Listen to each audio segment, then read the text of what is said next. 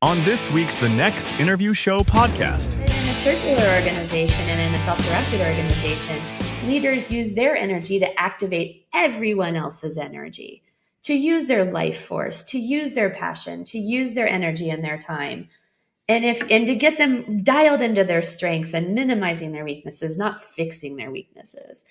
And I just really feel like it's not that hard to make that shift because your own job as a leader gets easier when everybody's working. Hi, I'm Doland White. I'm the host of the Next Interview Show podcast, and I want to make an offer to you before we get into the interview here in just a couple of seconds. I want to offer you to go to my website. It's dolandwhite.com/LWC and download a copy of my book. It's called Lead with Confidence, 4 Bold Steps for Empowered Leadership. And in it, there are 4 pillars of empowerment that I talk about that you can apply immediately that may help you in your leadership journey and help you today. Now let's get to our conversation. Welcome to the Next Interview Show podcast. I'm Doland White, as the announcer mentioned, coming through the door, hosted by Doland. I'm that guy. And today I'm honored, and I'm really looking forward to a great conversation today. Kelly Weingarden Hall has joined me today, and we're gonna talk about love. We're gonna talk about falling in love today. That'll be one of the things that we talk about, and her book and her experiences as a leader. And you have a long history of leadership, and I don't want an executive teams and $1 billion and more industries and companies and things that you've done, but so that the leaders that are listening to the call, but the listeners on the call have an opportunity to kind of get to know you a little bit. We'll take a minute or two so you can introduce yourself, and I'm grateful you're here. So, thank you. It's a pleasure to be here, and thank you for all the work that you do to help people deliver positive change in the world. Thank you. So let's talk a little bit about your background, because there's always we aren't born leaders. There's a path that we get to walk, and the practice and becoming that leader, and then creating things that help other people improve their lives, their business, their families, their companies. So let's talk just a little bit about your path, if you wouldn't mind just sharing a little of your background and kind of what brought you here today, and then we'll talk a little bit about your book and a bunch of other stuff. So okay, well, the cliff notes on my career are. I'm a farm kid from central Iowa, from rural Iowa. There were 12 people in my high school graduating class. Wow, that's awesome. And I was a very well-supported kid, always kind of knew I was going to go to college and had a lot of support around me. And I went to school and got a degree in leisure studies. And that turned out to not be the smartest decision, because while it's a wonderful degree, it doesn't exactly pay the bills. So I went back to grad school to get an MBA and found that I just really loved finance and marketing and business. And so it was a pleasure in the 30 years after that to work for all kinds of different companies in different roles, lots of different functions. And I spent most of my time at Avery Dennison in the labels and packaging industry. Sure. And I had the good fortune to run a global business while I was there, and to lead a sales organization of $1.5 billion company. So I had the multinational global experience of working in a very big and very hierarchical company and seeing it through several reorganizations. But then I got a call to go work for a very fast-growing private equity-owned company, and I'd always wanted that experience of being an owner, having equity and benefiting from the things that you build and create together. And that was a wonderful experience. And after that, I left after they were sold, and I wanted to start a chain of plant-based restaurants because I was really passionate about nutrition and helping people be healthier with better food. Sure. And while I was working on that business plan, I had a few different job offers come up. And one of them happened to be a startup in the Netherlands. And what a dream come true to get the chance to live in Europe for a while. And this was also a circular economy venture. So it was a chance to use business to do something really important and really impactful for the future with a team of very bright people. And after I got there, we implemented a self-directed structure. And so that was really the first time in my life where we deeply questioned the hierarchy and the power paradigms that we'd all grown up with and sort of rewrote the book, Yeah. borrowing plenty of best practices from Ray Dalio and Ricardo Semler and a lot of people in that future of workspace. Oh, great And name. Yeah. it was so impactful and powerful that I really want to help people have a much better time at work for the rest of my life. That's exciting. It's funny you mentioned some Ray Dalio, and there's some really some powerful names involved in that. So let's kind of coming through your career as you were growing and having led sales teams before. What kind of Mm-hmm. popped in my mind when you mentioned that you led a sales team, and it was a $1 billion sales team, global sales team, and sometimes sales and love doesn't come in side by side because there's kind of that paradigm that gets set in people's mind around, okay, so sales is this and your job is to generate that, and then this is what we do, and there's churn and people don't hit their numbers and all of that stuff. So when you were kind of back in that part of your career, what was what prompt was love? We'll get back to the book here in a little bit. We're going to make a sharp right turn. um,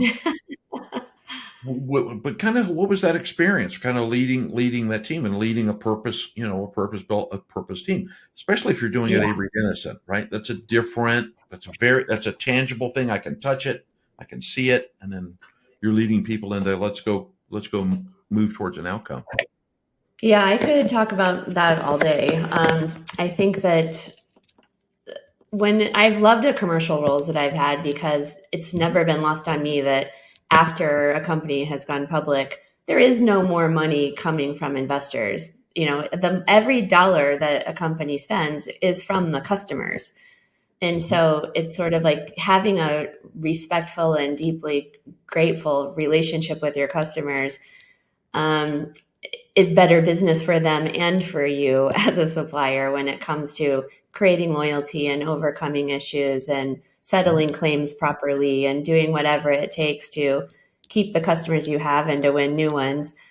I think I've always approached my business life with love, and it has resulted in having friends for life from who were customers, who were suppliers, who were folks that I've had some of my nastiest negotiations with have come around to offer me jobs later because they Right. liked how I defended value with my team and they wanted me to come and lead their teams to protect the value in their firms. And so I always thought that was a really high compliment that no matter how crazy negotiations are and how forceful people can be in a win-lose negotiation, if you Yeah. are proud of the product or service that you're selling and you can stand for it and you can still respect and care for the people on the other side of the table, there is a day that negotiation is done and you get back to the work of serving and creating value together. Right. And the best thing you can do is just keep your eye on the whole ecosystem that you're a part of. Your competitors are worthy adversaries, their peers, there's plenty of room for everybody in any industry I've been a part of, even though we're always out to win. It's still fine to realize that a lot of people can be successful and there's a lot of value in having similar people driving competition and everyone stepping up to being better. Yeah. It's interesting you say that because I think there's a nuance in there around that trusted relationship, that maintaining the love and care for your clients, that you're actually solving a challenge or actually helping them move towards the outcome that they're seeking. When you were in that role, and I want to come back to talk about self-directed a little bit. But when you're in that role, because we're accustomed to hierarchy, right? We're brought up in hierarchy. But when you're kind of in that role, I think there's kind of two sides to it. There's a downward pressure, right, to accomplish an outcome. There's a chewy nougat that you manage in the middle, which is the team that does it, right? And the managers and then the teams underneath them, especially at that scale. And then to the left and right are vendors and clients and the people that all enable that. How do if you're And a lot of leaders are in that role, regardless of scale and dollars. They're in that kind of mode. And so there's multiple places where you have to manage caring. You have to manage caring up. You have to manage caring here. You have to manage caring to the left and right. And so, what kind of things did you do, or what kind of things would you tell someone who's in that spot? Here are things that to keep in mind, and I'll come back to some of them on this piece of paper in a minute. But Yeah, just sure. looking for your insight. Well, one of the things we did when I joined the bigger business. So I'd already been running one of Avery's smaller businesses. We'd taken it from 80 million to 120 million in 6 years, completely turned it around. And that's when they gave me the chance to run the sales organization for the biggest and most profitable division of the company. And when I got there, I found that they were very good at serving other large companies. So, the biggest customers of Avery Dennison got strategic account managers with a lot of experience and technical teams and tons and tons and tons of dedicated support. The Right. smaller customers in the company were only being served by inside sales. So they only got phone calls. They never had people visiting them. And they had done a customer segmentation and had divided folks into A, B, C, D customers, just like we all do.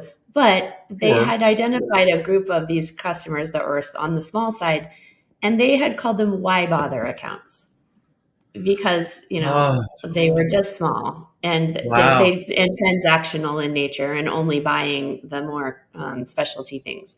Sure. Well, when I found that out, I was like, oh no, like that's so disrespectful. And the truth is, some of the smaller customers had the best margins, but they were only coming to our company when we had stuff they couldn't get from their local suppliers who did visit them.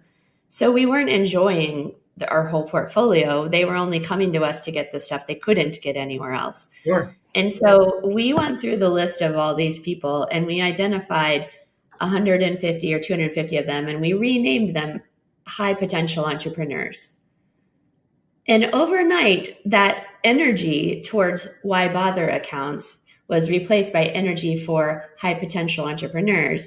And we put a team selling model into place where there's a field salesperson in the region attached to the inside salesperson on the phone.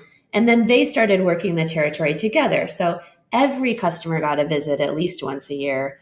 And then the folks who were the normal field accounts that were bigger had a second voice to call if the other person was on the road or busy. And that team selling model, where we treated them like the CEOs of their territories, we treated them like smart business people, not dumb relationship salespeople, but Right. true entrepreneurs in the sales world and the customer Right. service space. And then when we said, okay, let's go start treating these entrepreneurs like rising stars and go listen to them and see what else is there and win some of their core commoditized business, we ended Sure. up growing the sales with them 17% at 600 higher basis points than the typical customer in the portfolio. And so that's just a story about the power of status, the power of names, the power of stories, and the power of Yeah. teamwork. Yeah. I love that because nothing changed other than the mindset of let's let's call them something different. Let's Yeah. let's actually wrap our arms around them and let's help them.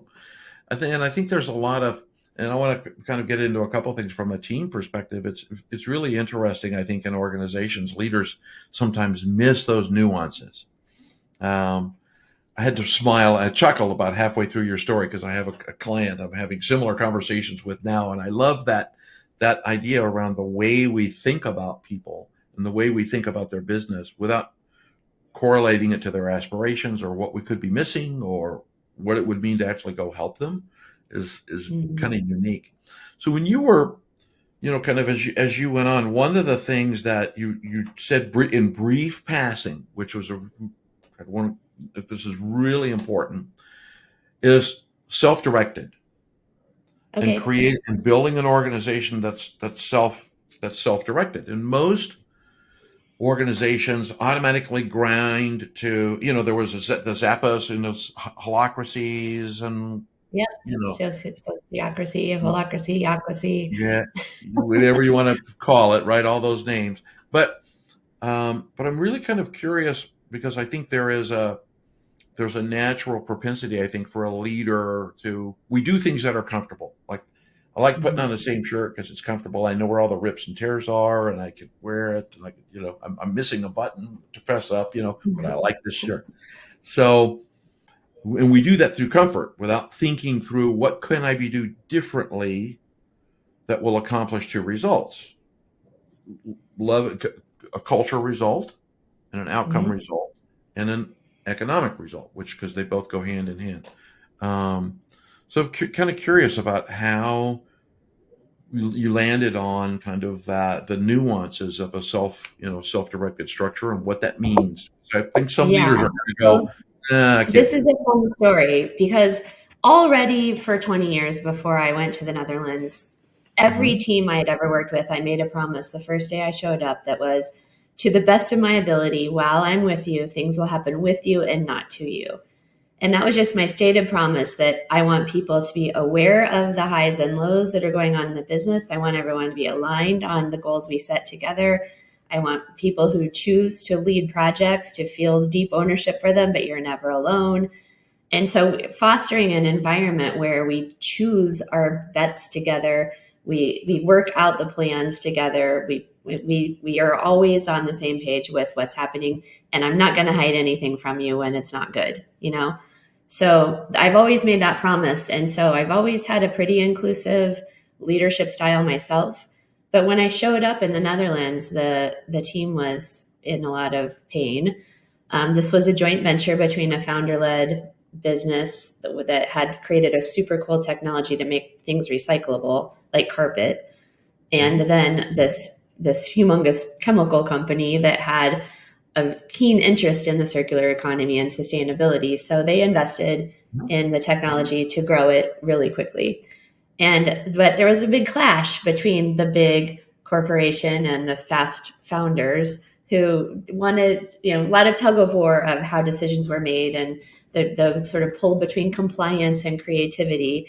Sure. And they were in a lot of pain by the time that I showed up.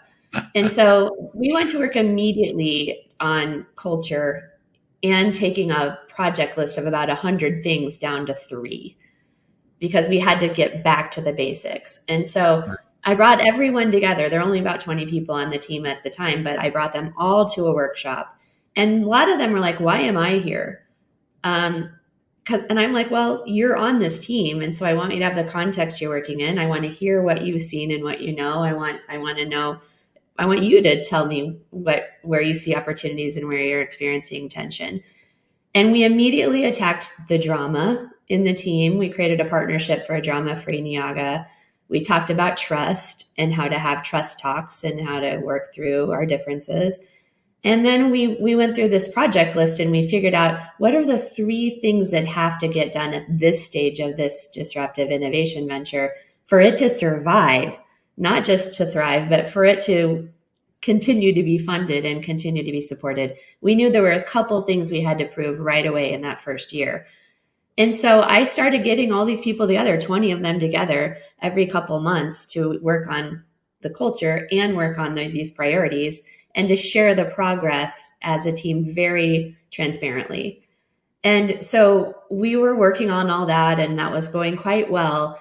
And we got to August, this is from January, and I had to create an org chart for the corporation. So I created a traditional org chart that was in their format and their templates. And I showed it at one of our team workshops, and people said, well, I've never seen that before, and thank you for sharing with me, but that doesn't feel like us. And they said, don't you think that a business that is working in the circular economy could also have a circular structure? And I said, what Wow. does that mean? And that's when we Yeah. started doing research about these self-directed organizations.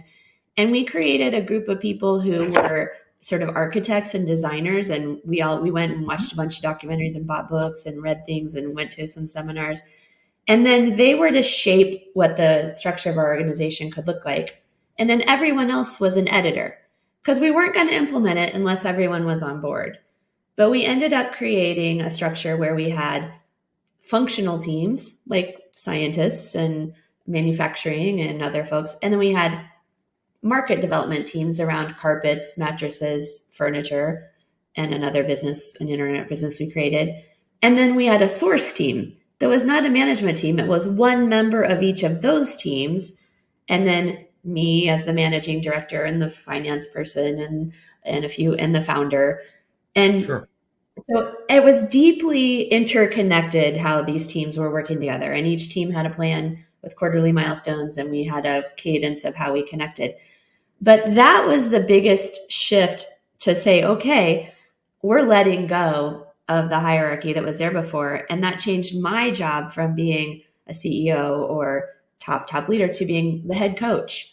It changed my job because I wasn't there to make decisions anymore. I was there to facilitate decision making by the people who owned the decisions for real.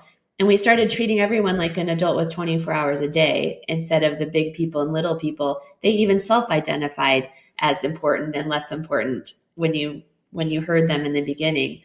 And it Wow. really took a lot of chipping away to get everyone to see themselves as an equal adult with 24 hours a day. We're so deeply programmed that managers mean this and vice presidents mean this and chiefs mean this. And you start seeing people feel really small really fast. But when you actually say, no, you have the same amount of minutes in this day as I do, and you get to be a part of all of this in a big way. Right. Right. Yeah, I love that. So as the team, so it's a shift, right? And I appreciate the fact that I love Kelly, that, presenting a hierarchical org chart and have somebody go, that's really appreciate the work, but that's not what I'm looking for. So I love that. They haven't And been treated that way. They've been at a round table for 8 months, and they're like, I don't want to see that I'm subordinated that way because I'm not treated that way anymore. yeah, it's funny because I think there is that it's the, one of the things I talk about in leadership a lot is that opportunity to co-create, right? We co-create outcomes, right? Mm-hmm.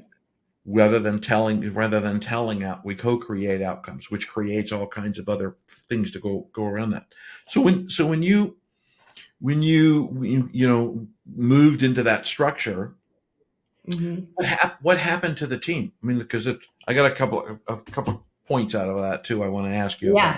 about some Everybody they self-selected which teams they wanted to be on, and no one could be on more than 2 teams. We really wanted people to be on one team, but most people were on 2 teams. And it worked very well. We also had a coach for each team. They were volunteers that were in other parts of this big chemical company, but they had backgrounds as project directors or R&D leaders. And we brought them together as a team of coaches to support each one of these new teams who is finding their way and getting, settling their differences and finding their way forward. Right. And also, they hired new employees. The teams hired their teammates, not me. I didn't go in a room and interview a bunch of people and go, surprise, here's the new person. They were a part of picking the people they were going to work side by side with and win and lose with. And that was also game changing. But I just, there were a couple of things that really made the structure hum, if you will. We always had three on all hands on deck workshops. Even through COVID, we did them online, but there was always an organizing committee that changed. Every single time a group of peers planned the workshop for the rest of the people.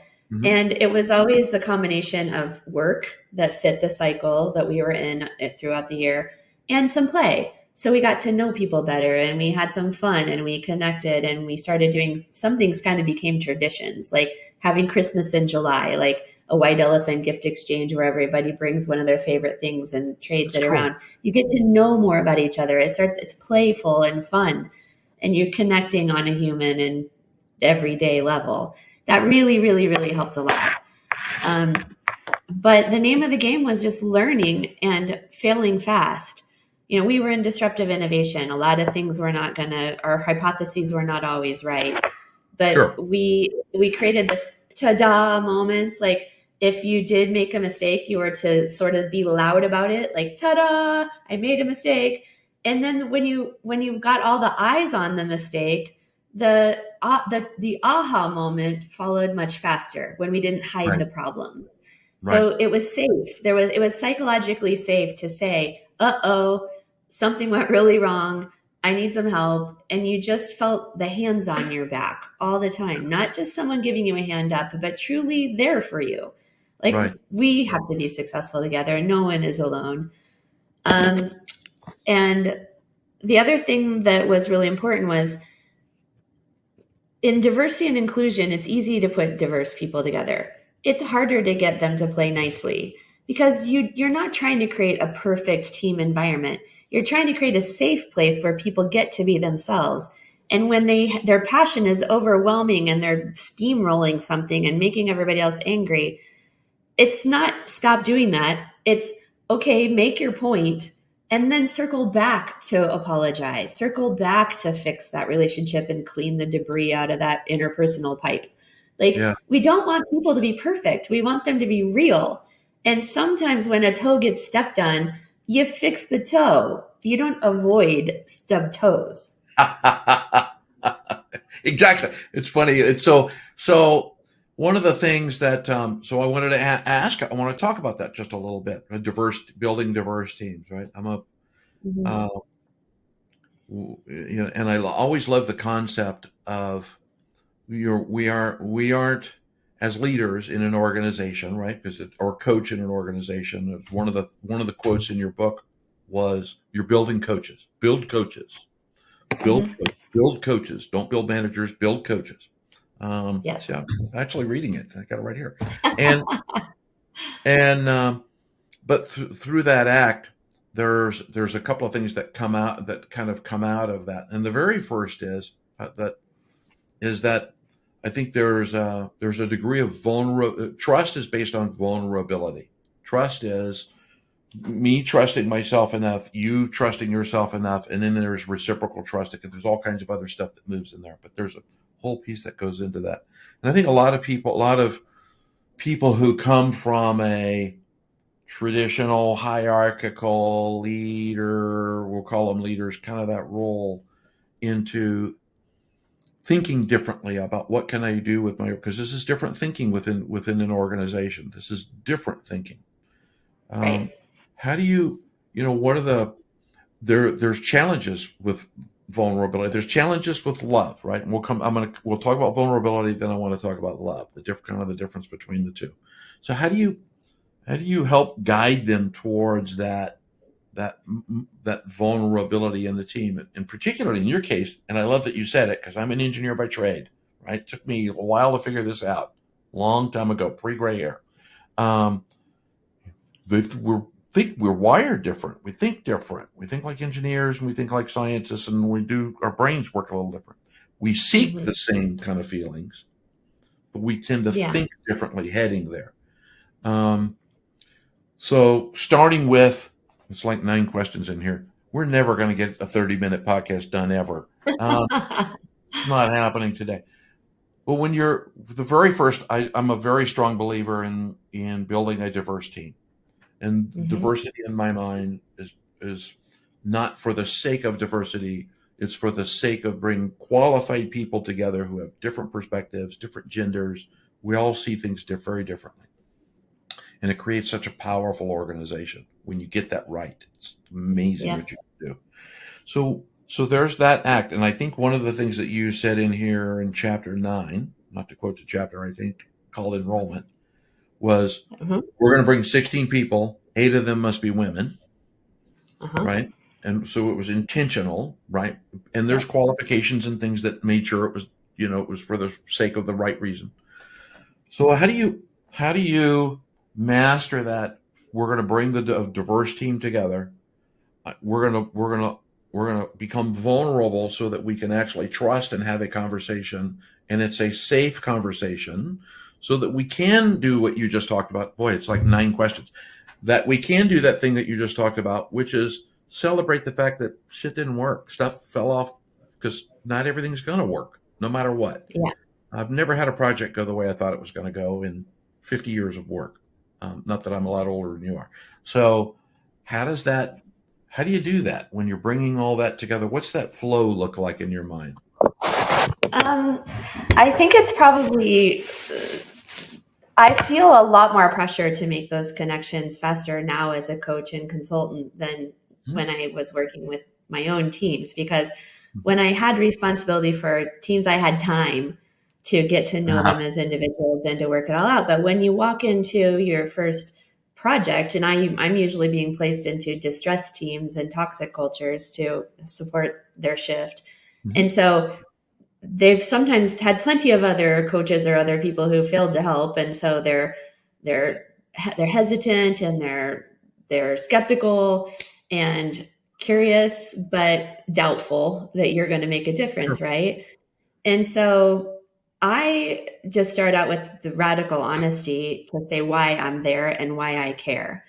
And the truth is, 4 years ago, I had a stage 4 metastatic breast cancer diagnosis, right in the middle of my 4th year in the Netherlands. I'm doing work I love with people I love, and I find out that my breast cancer has recurred, and it's everywhere.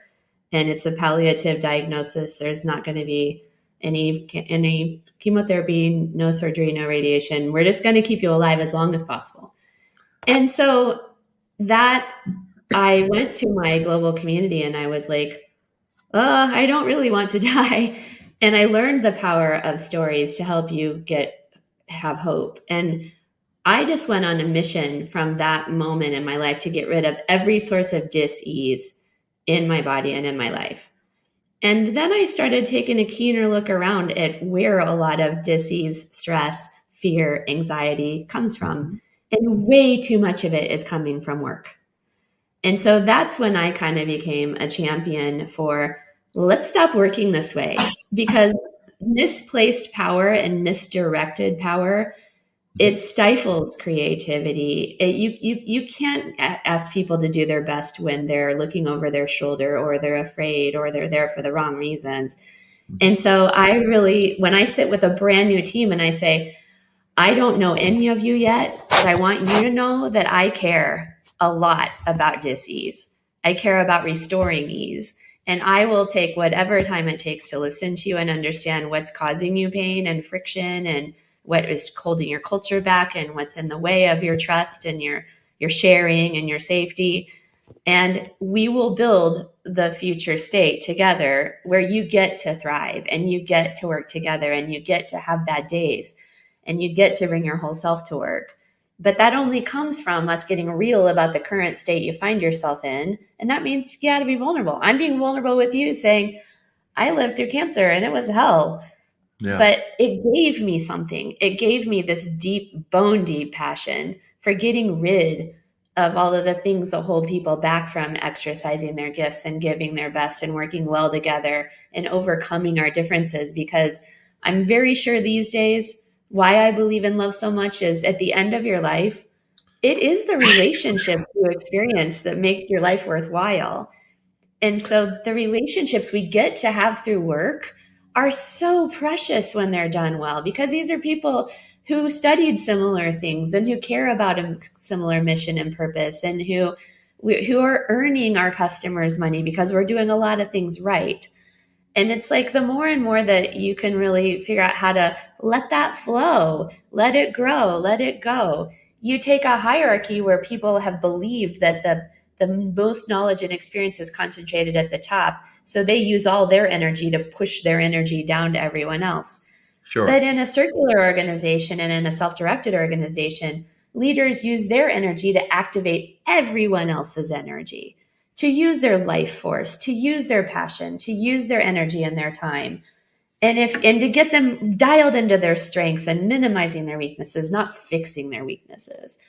And I just really feel like it's not that hard to make that shift, because your own job as a leader gets easier when everybody's working. Yes. Yeah. So if you're listening to the podcast, I'm going to call this a mic drop moment. So, which means there's a little circle somewhere, whatever you're listening to, that says rewind, rewind, rewind, rewind, rewind. Go back to the beginning of this statement. I love what you're talking about, because I think, there's a being an old redneck myself, I refer to it as it's hard to fake authenticity. And Yeah. I think there is an art to being truly trustful, truly vulnerable. And I appreciate your story about cancer, having walked in those shoes myself personally too. Those are there's a different perspective on that. The value of our lives is measured by the relationships we keep.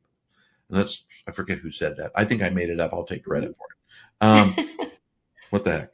But I love that. So I think there's the vulnerability, and maybe so as a final topic, and then I'm going to read something to people here just to give them some tactical things to think about. Here's examples of what we're talking about. When you are vulnerable with your team, I think one of the things that occurs is you learn to love your team. And love your team is not, we talked about this pre-go, right? It's not a romantic thing. And although sometimes I'm sure that occurs. But you learn to love your team and care about them from a different perspective. So describe love, and we'll I want to lean on your book and some clients and stuff, and we'll kind of head towards the end here in about 5 minutes. But describe love. Yeah. When you say love your Love, team. I take a very broad definition of love. And it's early and often in my book, I talk about my own relationship with love, because I was always thought love was, it ends, it's temporary, it's work, it's hard. And that's all untrue. What I've come to understand love as our life force. Like, if we are a spirit having a human experience and not a human having a spiritual experience, then if we're all absolutely perfect as a spirit, the spirit that powers our heartbeat and our breath is love. We all have it. We all are full of love. We all see love. We love nature. We love our nature. We love our family. Sure. And so, like, we're born into with this energy that connects us to nature and our nature. And so it's the most pure and abundant and unstoppable force in the world. It can get pinched and it can get restricted, but if you have a breath and a heartbeat, you are from love. And you get to share love, and you get to connect with other people who have breaths and heartbeats, and animals that have breaths and heartbeats. And it's just proof. I think our breath and our heartbeat is proof of this miracle that is life, because I don't have to plug myself in at night. If I hydrate and eat food, I can walk around for 100 years. And that unexplainable force that powers us through our lifetimes is love. And we can, culturally, love is a very loaded word. From as I worked with a lot of international teams, the word love makes a lot of people extremely uncomfortable. Yes, it But does. when I explain what it means to me, that it is that you know what it feels like when you're exactly where you're supposed to be in a conversation with somebody that you're enjoying sharing space and time with. And I think we all have the capacity to deeply and immensely enjoy every stranger, every migrant, every person, every child, every elderly person. All you have to do is look and tap into that thing you have in common, which is love. Yeah. Yeah, it becomes a very, very powerful thing. I've always believed very, very strong, similarly, which was I was excited to have an opportunity to chat with you. There's no serendipity. That we're right, things only happen. There's no such thing as serendipity. Old friend of mine, Bob Proctor, once poked a finger into my chest saying, "Boy, there's no such thing as luck." And he's about that much taller than me, so I had to pay attention to him. And one of the few people that was older, so I just gave him his go. But I think that's a key thing, right? One of the things is when we define love can mean many things. It's like saying I'm going to the doctor. There's all kinds of different doctors out there, right, that describe it.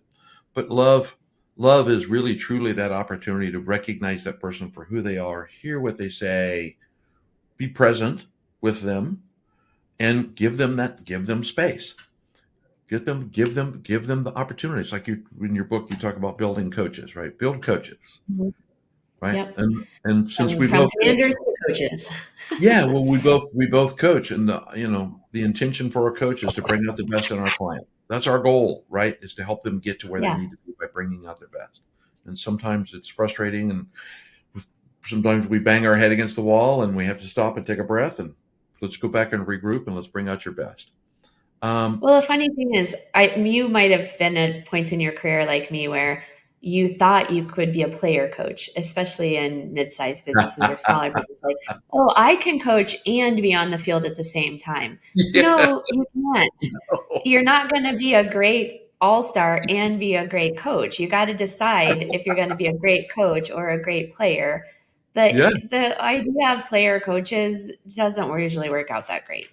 And so No. it's like, Yeah. I do appreciate the separation of the roles, that good coaches are extremely helpful and valuable, and good players deserve to have good coaches, you Yeah. know?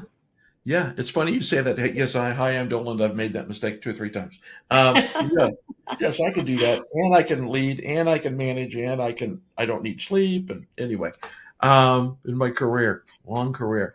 So when you're, so your career has now, if with your permission, I want to do just Sure. one thing. I'm going to read just a couple of things. When I got your book, one of the things that came along with it was this piece of paper. And it was this Love at Work 10 Ways to Build a More Connected Workplace. And I just want to touch on a couple of these. I could read all of them quickly, I suppose. But my intention behind them is not to hog the podcast time, but just to talk about, I think what impressed me with this, Kelly, was the demonstration of love is small, simple acts. It's Mhm. not, doesn't have to be big things. Like one of the things is keep the most important thing the most important thing. Stay aligned. Greet people in passing. One of my favorite people on the planet is a guy named Eric Yuan, CEO of Zoom. And I knew Eric when he was first founding Zoom and years ago.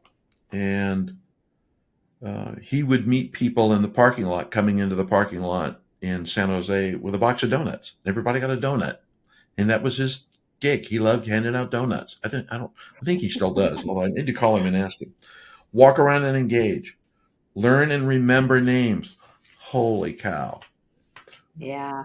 There's nothing sweeter than the sound of our own name sometimes. Um, There's a and story behind that one in the book, because I was in a transformation program and I had been online like this with the names in the corner of the box the whole time. And yeah, on the third day, I was in the same room with the same people for 48 hours, more or less. And yeah. then they took the names away and they put us on screen with another group that you didn't know at all. And they picked on you and you had to say all the names. And if you didn't know their name, you had to look them in the face and say, "I'm sorry, I don't care enough about you to remember your name." Oh no! And it Wow. was so shameful and embarrassing to not know people's names when you've been talking to them for 2 full days. I was lazy because the name was You right can there. I see didn't it. have to remember it.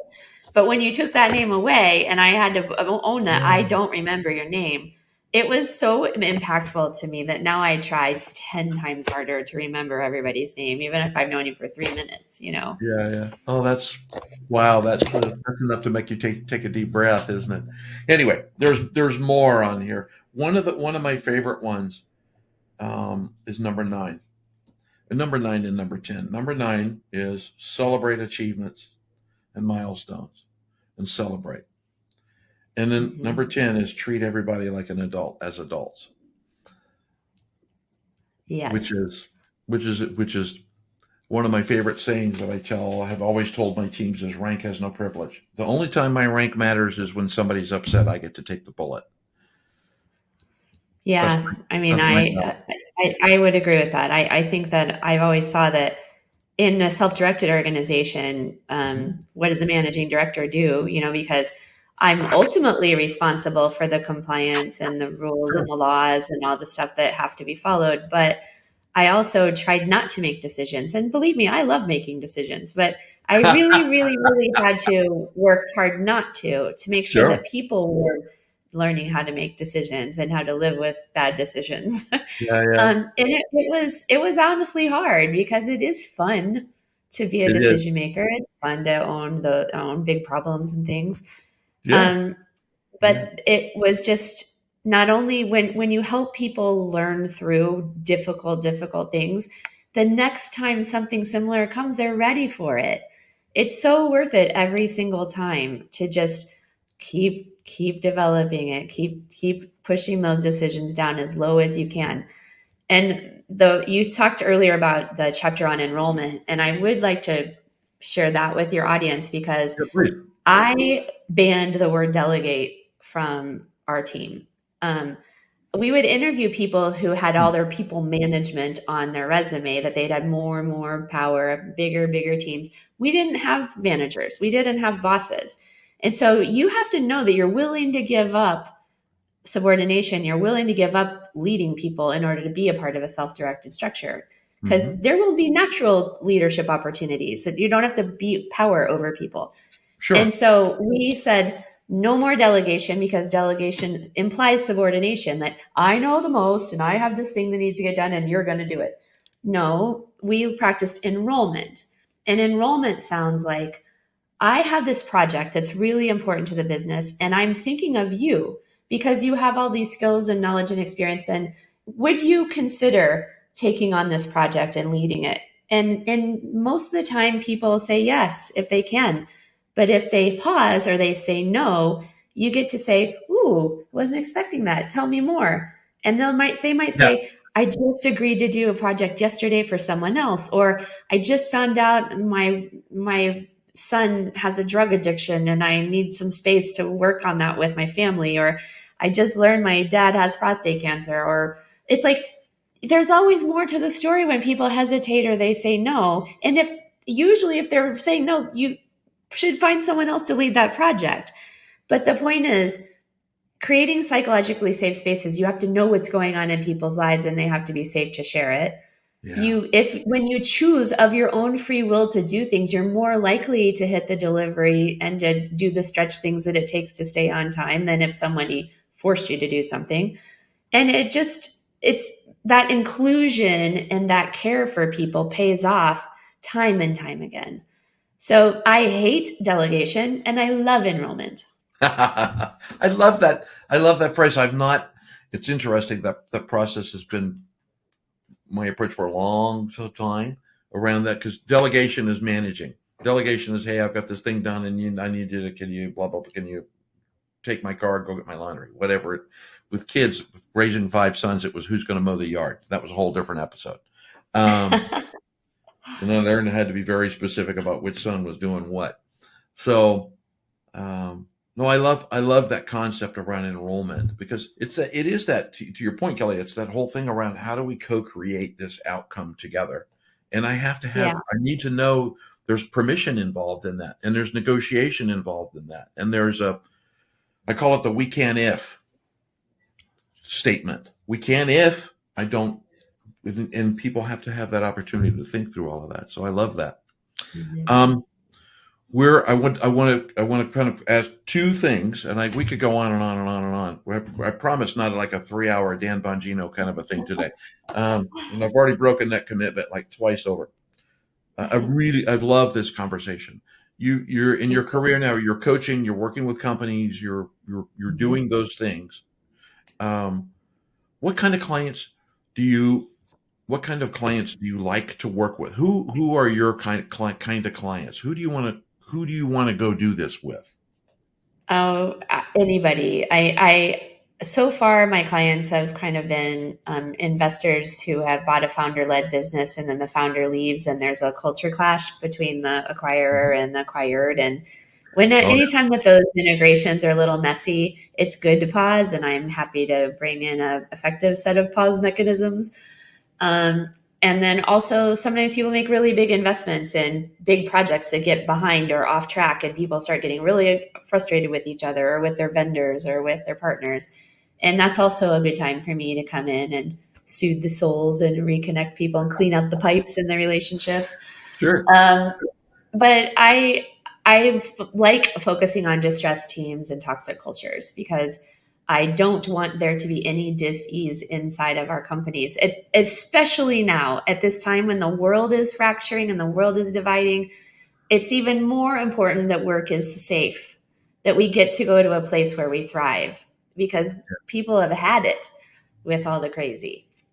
Yeah, yeah, that's a well said. We don't need to bring that to work. I'll throw the word ditto right next to that, to quote one of my favorite quotes. I would agree. I think that's an incredibly powerful thing to be able to make work that place to go, where Yeah. we don't have to be as disconnected as we are to create that environment. So for listeners, there are two things. I'll caution the listeners. I'm not going to ask Kelly to, and I was telling her before we hit go, I'm not going to ask for emails and URLs.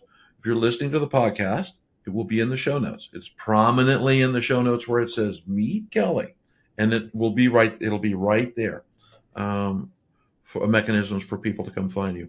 But one thing I do want to encourage those of you listening to the podcast, and I've not had a chance to finish it yet, but and there will also be an Amazon link to this book, and I'm enjoying the stories in this book. I love stories. This is well written. Love good stories. But I would recommend also take the time to go as a leader. There's a rule in leader that's incredibly important, and that is stay in the study.